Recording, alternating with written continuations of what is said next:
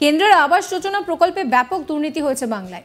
BJP দীর্ঘদিন ধরেই এই অভিযোগটা করে আসছে। এমনকি আবাসের বাড়ি পাওয়ার তালিকায় নাম ঢুকে গিয়েছে এমন বহু মানুষের, যাদের দোতলা পাকা বাড়ি রয়েছে, অর্থাৎ যারা নিয়ম মতো এই প্রকল্পের আওতায় বাড়ি পাওয়ার আসলে হকদারই নন। এই বাংলা আবাস যোজনাতে ভুল বাড়ি দেখানোর প্রতিবাদে দোকানে হামলা, মারধর ও লুটপাটের অভিযোগকে কেন্দ্র করে চাঞ্চল্য ছড়িয়েছে। মঙ্গলবার রাতে হামলার ঘটনাটি ঘটেছে উত্তর দিনাজপুরের করণদিঘি থানার কামাত গ্রামে। স্থানীয় গ্রাম পঞ্চায়েতের সদস্য মোহাম্মদ রেজাউল রহমান ওরফে রাজা জানিয়েছেন যে মঙ্গলবার দুপুরে করণদিঘি ব্লক অফিসে দুজন আধিকারিক বাংলা আবাস যোজনার তথ্য সংগ্রহ করতে যান। স্থানীয় আসমার বাড়ি তারা পরিদর্শনে গেলে শেখ মজবুল আসমার বাড়ি না দেখিয়ে তার ভাইয়ের বাড়ি দেখান। একটা ছেলে এর প্রতিবাদ করলে মজবুরের সঙ্গে তার ঝামেলা হয়। পুলিশের হস্তক্ষেপে বিষয়টা মীমাংসা হয়ে যায়।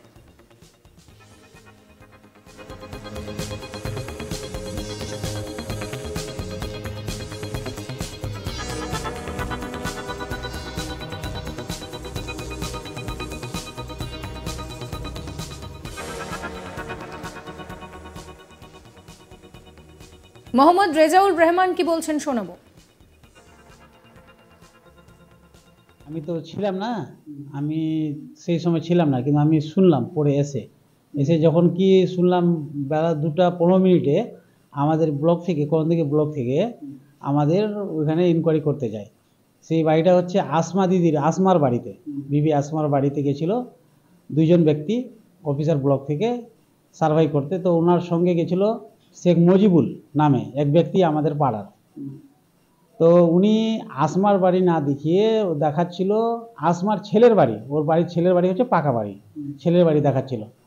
তো একজন ওই ছেলেটা, ওই সাগিরের ছেলে যার নাম হচ্ছে ইজহার, ওই ছেলেটার বয়স 15 বছর। ওই ছেলেটা বললো কি আপনি ইনকোয়ারিতে আসছেন ওদের সঙ্গে, তো আপনি সঠিক বাড়িটা দেখান। হ্যাঁ, ওর ছেলের বাড়ি কেন দেখাচ্ছেন? আসমা তো এই বাড়িতে থাকে, কাছের বাড়িতে থাকে, এই বাড়িটা দেখান। তো বলছে কি তুমি কে বলনেওয়ালা?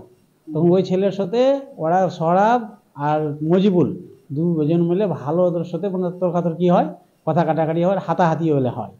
তো মানে এই যে প্রকাশ্য দিবালোকে এইভাবে মারধর করা মানে কেন হচ্ছে এরকম টাইপের? মনে হচ্ছে আপনার আবাস যোজনাকে নিয়ে বারবার করে কেন্দ্র করে, আবাস যোজনা কেন্দ্র করে ওরা এই জন্য করছে এটা, যে ওরা যাচ্ছে যে মানুষের কাছে কিছু টাকা নিতে যাচ্ছে। ওরা কে চাচ্ছে মানুষ? মজিবুল আর সরাব এরা কিন্তু মানুষের কাছে যাদের যাদের লিস্টে নাম আছে তাদের কাছে টাকা নিতে যাচ্ছে। কিন্তু আমি ওখানকার জনপ্রতিনিধি, আমি বলে দিয়েছি অফিসারদের আপনারা ইনকোয়ারি আসবেন, যা আসবেন ঠিক আছে, কিন্তু আপনারা সঠিক যেটা লিগ্যাল, যেটা এলিজিবল সেটা আপনারা করবেন, যেটা হবে না সেটা করবেন না। আমার ওদেরকে কড়া পদক্ষেপ করা আছে। যেমন আবাস যোজনার মধ্যে কিছু কিছু ক্রাইটেরিয়া থাকে, যেমন বাইক থাকলে পাওয়া যায় না, বাড়ি থাকলে পাওয়া যায় না, এই সমস্ত জিনিস নিয়ে কিন্তু বারবার করে প্রশ্ন উঠছে। হ্যাঁ, যে মারপিট হচ্ছে বারবার করে, কোনো কোনো জায়গায় মারপিট হচ্ছে, কোনো কোনো জায়গায় ধরে বেঁধে রাখা হচ্ছে, মারধর করা হচ্ছে। কেন হচ্ছে এই জিনিসটা কি বলবেন? এটা কিন্তু একটা মানুষের পরিবেশ নষ্ট হচ্ছে, বিশৃঙ্খলা।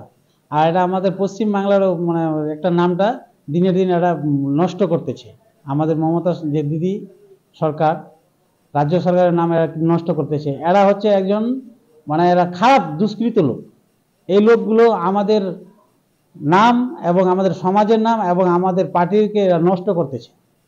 কি কি নাম তাদের? এই হচ্ছে শেখ মজিবুল, সরাব, মিস্টার আশফাক, এরা কয়েকজন মিলে। এই বিষয় নিয়ে কি আপনারা পুলিশকে কমপ্লেন জানিয়েছেন? হ্যাঁ, পুলিশকে এখনো কমপ্লেন আমরা এই ব্যাপারে জানাইনি। তো একজন মহিলা রুবিনা বেগম নামে উনি কিন্তু কমপ্লেন করেছে। ওনার সাথে তর্কাতর্কি হয়েছিল, ওনাকে নাকি বলে হাতাহাতি করে ওনাকে ধাক্কা দিয়েছিল, তার জন্য ও কমপ্লেন করেছে, কিন্তু এখনো রিসিভ ওনাকে দেয়নি। মঙ্গলবার সন্ধ্যায় সাগিরের হোলসেল দোকানে শেখ মুজিবুর তার সাঙ্গদের নিয়ে অতর্কিতে হামলা চালায়। অভিযোগ, সাগিরের দোকানে থাকা 4 জনকে মারধর করে দুষ্কৃতীরা। তার দোকানে থাকা 2,70,000 টাকা লুট করে চম্পট দেয় দুষ্কৃতীরা। এরপর আহতদের উদ্ধার করে করণদিঘি গ্রামীণ হাসপাতালে নিয়ে যাওয়া হয়। অবিলম্বে দুষ্কৃতীদের শাস্তির দাবিও জানানো হয়েছে।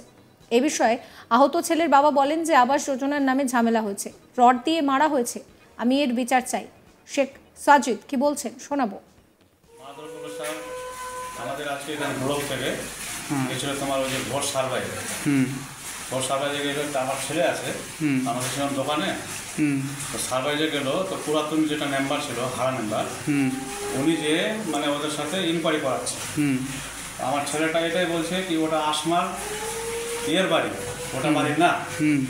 ওনার ওটা সার্ভাই হওয়ার পরে ইনার সাথে আবার লাগে ঝামেলা করে দিয়ে কথাবার্তি হলো, পুলিশ আসলো, পুলিশকে আবার সংশোধন করে সবাইকে এদিক ওদিক পাঠাই দিল, সব চলে গেল। এই যে আবাস যোজনা নিয়ে কি এটা মারপিট হয়েছে মনে হচ্ছে আপনার? আবাস যোজনা দিয়ে মারপিট। লিখিত অভিযোগ জানিয়েছেন? কোথায় জানালো? এখনো জানাবো এখন। কি চাচ্ছেন প্রশাসনের কাছে? এই যে আবাস যোজনা নিয়ে বারবার দুর্নীতির অভিযোগ করছে। দুর্নীতি ওটা তো ওটা আমার ব্যবসা, আমার মানে যে দোকান ছিল, আমার দোকান থেকে 2,70,000 টাকা লুট হয়েছে। তার মধ্যে আজকে আমাদের মহাজনকে টাকা দেওয়ার ডেট ছিল, মহাজনটা বিকালবেলা আসতো 7টার দিকে, টাকা ক্যাশ দিয়ে যেত, সপ্তাহে একদিন কালেকশন হয়, ওনাকে টাকা দেওয়ার জন্য দোকানে এনে রেখেছিলাম। আমার দোকান ভাঙচুর সব করেছে, সিসিটিভি ফুটেজ আছে, তার মধ্যে একটি তোমার দোকান থেকে যত ক্যাশ ছিল সব নিয়ে ওরা চলে গেছে। কে গেছে? সোহরাব, মজিবুর, আশফাক, মিস্টার, মানে ওদের সব বংশের লোক। মানে হঠাৎ এসে মারধর শুরু করলো। আমার কাস্টমার আছে, সিসিটিভি আমার কাছে ফুটেজ আছে, আমার আমি কাস্টমারকে মার দিচ্ছি। উনি আমার গেলো কি তোমার ছেলেটা কাজ কেন করলো? আমি বললাম ছোটো বাচ্চা আছে ভাই, 15 বছর বয়স, আমি একটু বুঝাই ওকে বলে দেবো, তোরা কিছু বলিস না, ওকে বুঝাই বলে দেবো। এই কথা হচ্ছিল, কিন্তু ইতিমধ্যে ফোন করা করিতে হট করে লোক চলে আসলো দোকানে। আমার কি দিয়ে মারধর করেছে আপনাদেরকে? রোড নিয়ে আসছিল, মানে বাসের ওই বোমগুলো ওগুলো নিয়ে আসছিল। কি চাচ্ছেন এখন প্রশাসনের কাছে? এখন প্রশাসনের কাছে চাচ্ছি যেটা ন্যায্য বিচার আমার, যে বিচারটা আমার চাই।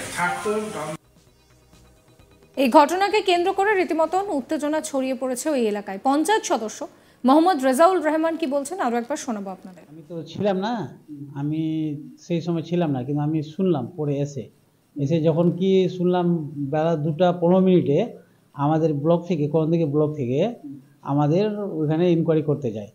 সেই বাড়িটা হচ্ছে আসমা দিদির, আসমার বাড়িতে, বিবি আসমার বাড়িতে গেছিল 2জন ব্যক্তি অফিসার ব্লক থেকে সার্ভাই করতে। তো ওনার সঙ্গে গেছিল শেখ মজিবুল নামে এক ব্যক্তি আমাদের পাড়ার।